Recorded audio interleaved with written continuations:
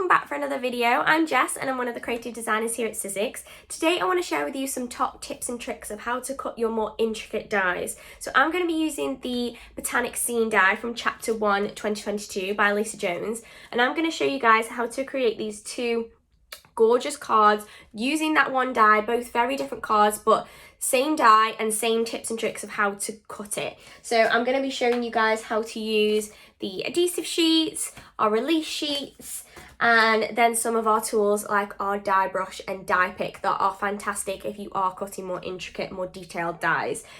Please leave me a comment down below if you found this helpful or interesting, and maybe if you recreate a couple of the cards or one of the cards, then I'd love to see it. So please leave me a image with the hashtag #mymakingstory, and don't forget to stay tuned till the end of the video, and I'll be sharing with you a discount code that if you liked anything in this video and you want to go and get your hands on it, then you can pop it in on the Sizzix website and get yourself some money off. So if you want to learn some tips and tricks on how to cut more intricate dies, then keep on watching.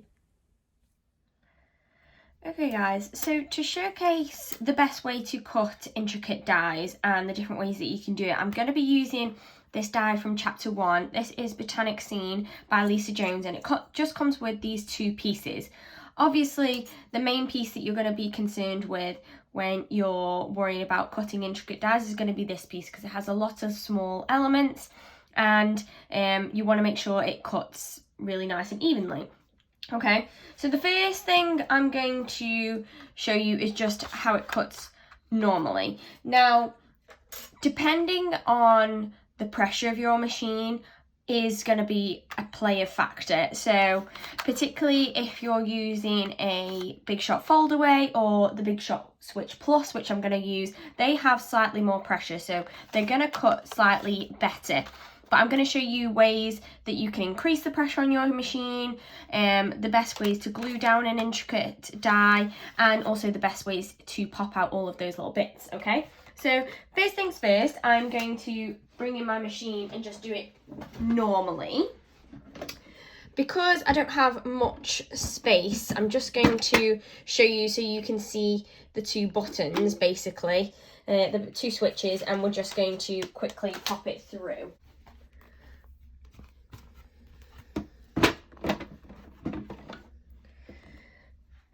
I wanted to show you guys with the switch machine because with intricate dies, I do tend to roll them through twice, and it's a really nice easy way because you have that reverse switch on the switch machine. It makes it really easy to roll through twice rather than cranking the handle. So literally, I'm just going to feed that through. Once it's almost all the way through, so once you've sort of seen the die go, I'm going to press that reverse switch,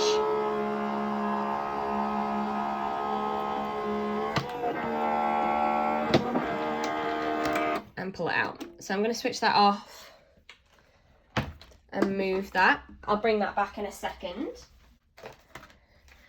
And if I just take this off, you can see bits are already falling out already because the pressure on the machine is so good. Okay, so the main things that you're going to want or you're going to need are your die pick.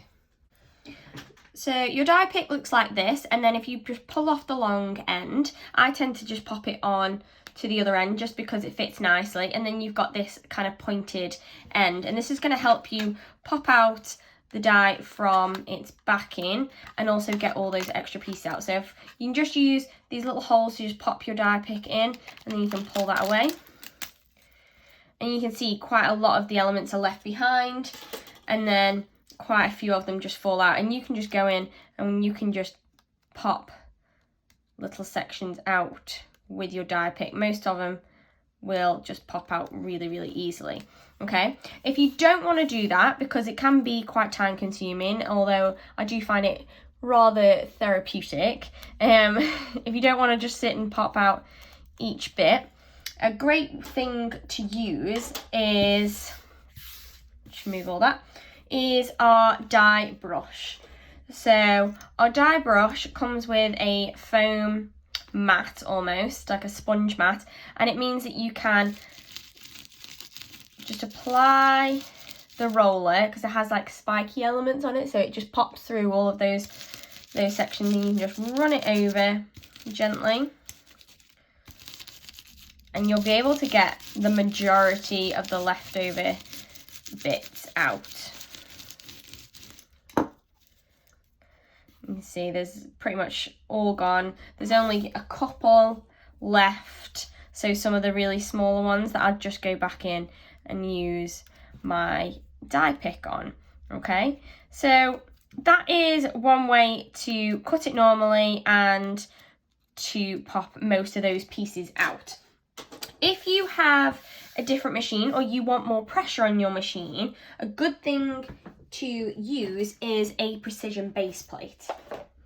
Now, a precision base plate looks like this. This is a chrome precision base plate, and it does have a mirror on the back. You're going to see all my filming section there, the glamorous way that I film, but it has a mirror on the back, and then it has all the instructions of how to use it. So I'm going to show you guys how to use it, again, with that switch machine, but you could use it with any machine.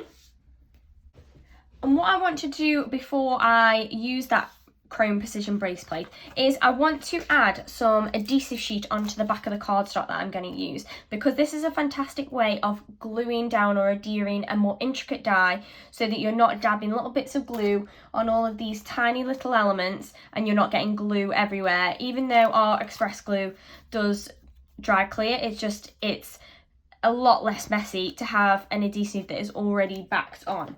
Okay, so what I'm going to do is I'm going to take a sheet of this,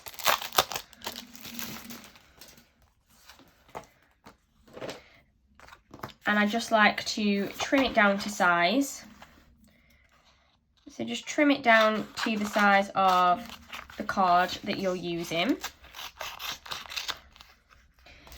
And whenever I do adhesive sheets onto the back of my cardstock, make sure it is the back, not the textured side, because you want to have the textured side showing.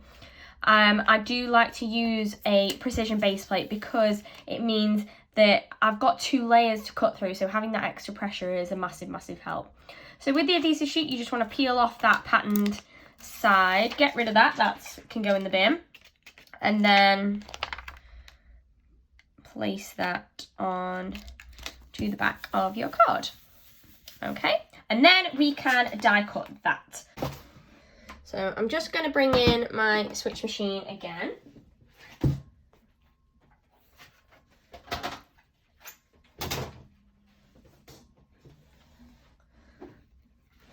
I'm going to pop my plates in ready. Then you want to use your chrome precision base plate rather than a clear plate. So that is going to act as our base clear plate.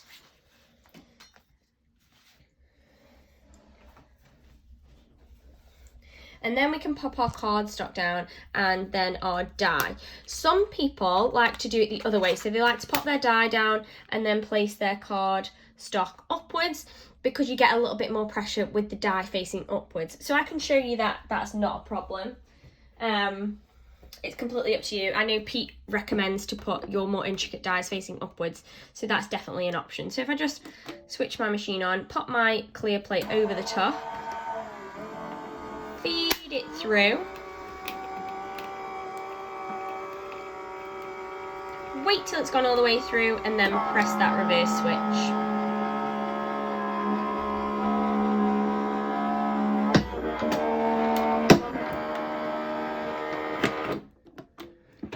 And I can, oh, it's already come through, and I can move that out of the way.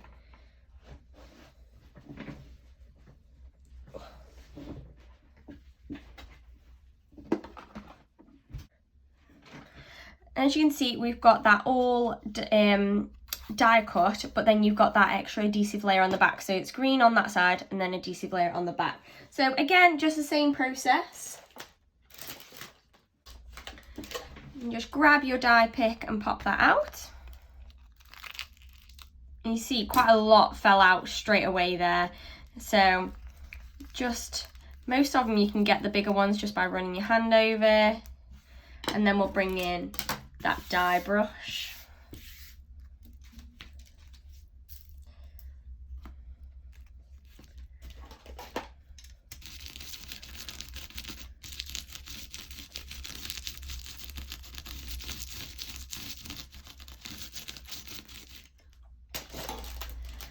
like so. Again, you're going to have a few elements that you just need to pop out with your die pick. And don't worry if you've still got elements like these little white bits showing through. That's just the adhesive layer underneath. Don't worry about that because we're going to peel that off. So once you peel that off, those extra white bits are going to disappear. So let's put all these bits together that we've got so far. So I've got, just trying to move all the excess bits. I've got my card base, and then what I've done here is I've got a ivory glitter background cut to the same size, and then I've got my piece that has had the adhesive sheet cut on the background, on the back, sorry, and then all die cut. So I can just literally peel that off all in one. So satisfying. And I'm going to stick that to that glitter background. Adhesive sheet is a great thing to use with things like adhesive glitter backgrounds or glitter cardstock, because it just adheres a lot easier. And then all I want to do is I want to layer that onto my card base. So I'm just using my Sizzix adhesive roller.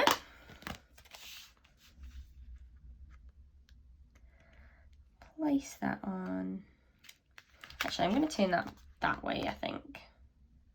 Am I? No. It's because I'm working upside down. I always get really disorientated. There we go. And then I just need a sentiment. So that extra element that came with that die set, I'm just going to pop a little bit of foam tape on.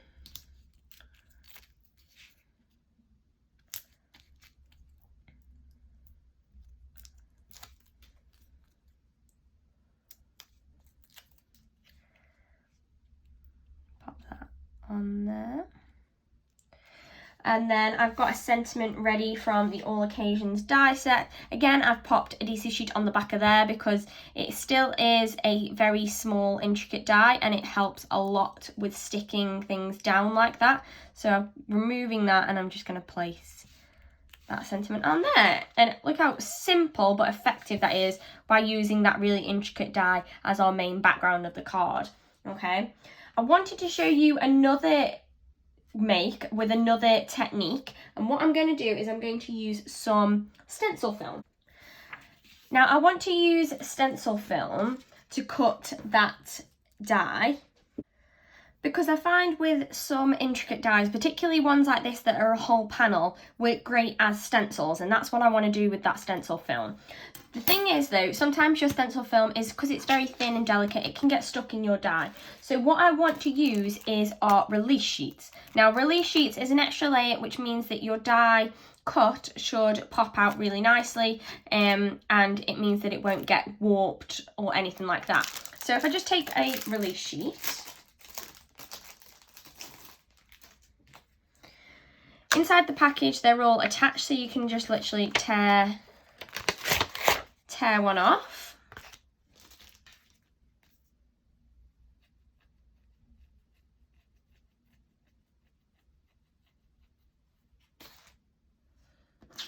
And if I bring my machine back in for one last time,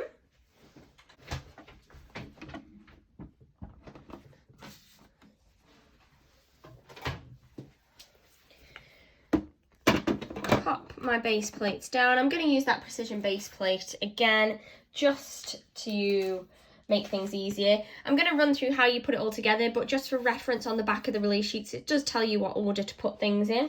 So you want your plate or your precision base plate or whatever you're using on the base, and then your cardstock. In this case I'm using stencil film. Then I want my release sheet, and that is going to act as that barrier to be able to pop out that die, and then I'm going to pop my die on the top.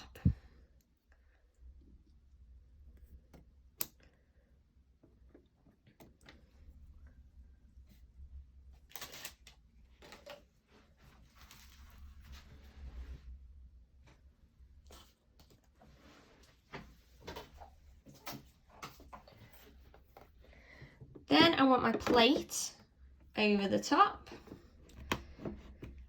switch on my machine and feed it through.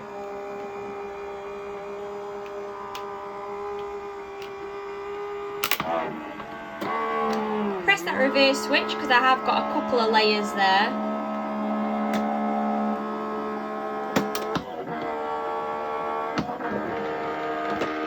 Pull it out and switch off my machine.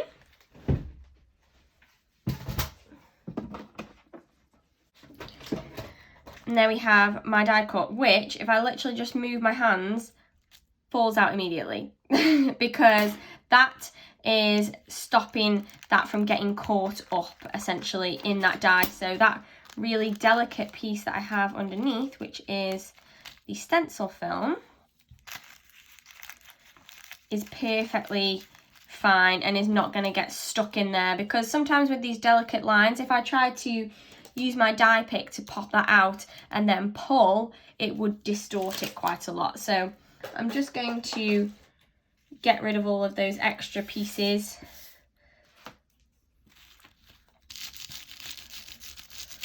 Here with my trusty die brush.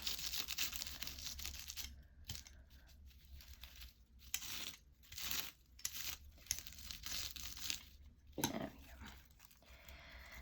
And I just go in and get rid of those extra bits that haven't completely fallen out, but you can hopefully see how most of them have already come out, and I've got a really nice clean cut. Before I actually use that as a stencil, I wanted to make a note of getting these tiny bits out of your intricate dies when you go to cut again. So just pop any of those bits that get caught. You'll find that mostly they'll be like on these really little holes. So most of them have actually fallen out because of that release sheet, which is a massive help. But if you don't use a release sheet, you'll find that a lot of your die cut sections will get stuck in your die. So when you go to run it back through, it's not going to cut the same because you're already going to have something creating pressure. So just make sure it's clean every time. Even if you just bash it on your hand, bash it against the bin, pop all the bits out with these die picks, anything just to get it clean. But if you do use a release sheet, that's going to help you a lot. Okay, so to use that die as a stencil, what I've done is I've just placed that onto my card background, and what I use is spray mount, but I use repositionable spray mount so I can get it back off. And then all I want to do is mask off the outsides. What I'm going to do before I do that is bring in my mixed media mat.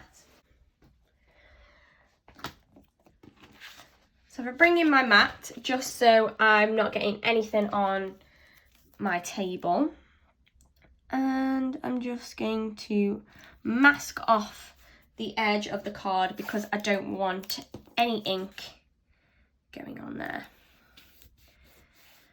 And I can actually kind of secure it onto the mat at the same time, which is very helpful.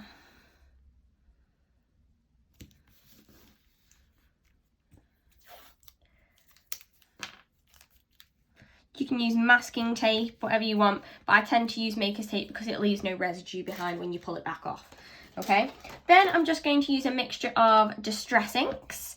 So I've got, which ones have I got? I've got Squeezed Lemon, Dried Marigold, and Kitsch Flamingo. And I'm just going to use my multi-tool with the blending head, and I'm going to start from light to dark. So I'm going to work down at the bottom and just apply that colour. I can do dabbing motions if I feel like the circular motion is moving the stencil film too much. That's why I do like to use the repositionable spray mount, because it keeps it in place.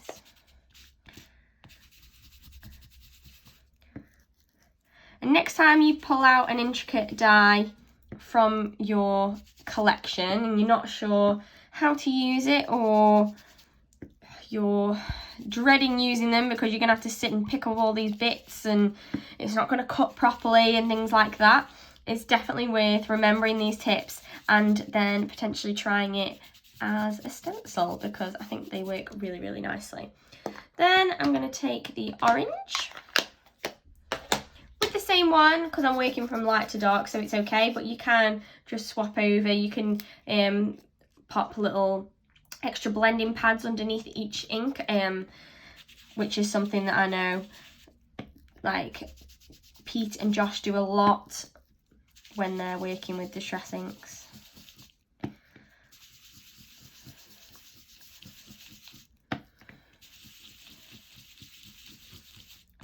I'm just going to blend the colours into one another.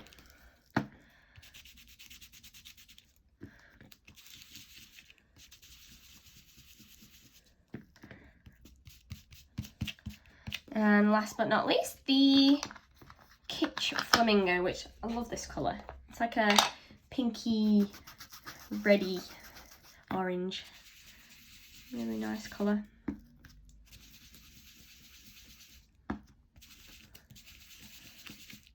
You can go pretty dark with these colours as well if you don't want to. I'm doing them quite light for time's sake, but you can really layer them up, or you could choose completely different colours and change up the colour scheme completely. Okay, so that's pretty much all of those done. What I'm going to do now is just peel off that maker's tape. So I've got no bits on the outline, and then I can just peel this off. And you reveal an amazing stenciled background. So you want to leave that to dry just for a little bit, but I have got one that I've done earlier, so that's really, really handy. And then I'm literally just going to finish it off in exactly the same way that I did the other one, but it's going to create a really different effect. So just with ever so slightly different colours, I'm going to take that foam tape and that kind of banner section from the Botanic Scene die,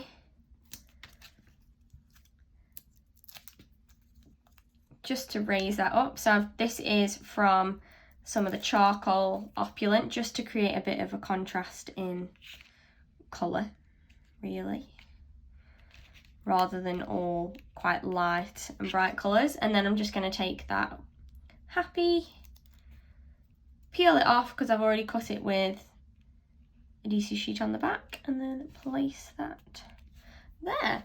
So just from that same die, we've done two completely different techniques, created two different cards, very different looking cards, but still the same basic elements to each. And then we've combined all of those tips and tricks to make it super quick and easy.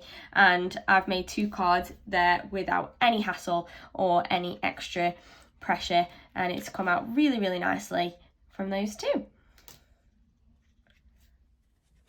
And there we have it, guys. Thank you so much for joining along and making these two gorgeous cards using that Botanic Scene die, which is a super intricate die, but hopefully I've shown you so many tips and tricks of easier ways to cut these kinds of dies and easier ways to stick them, use them, everything like that. So whether you think that the release sheets are going to help you, or the adhesive sheets are going to help you stick those intricate dies down, or you want to get your hands on a precision chrome base plate, then head on over to the Sizzix website and use that code JESS20, that's JESS20, and that'll give you some money off of everything that I've used today in this video if you guys want to check it out. Like I said at the beginning, please leave me a comment down below if you found this helpful and interesting, and maybe if you remake anything, then please share some imagery with me. That would be fantastic. I love seeing your guys' make and sharing all of the inspiration across all of our socials.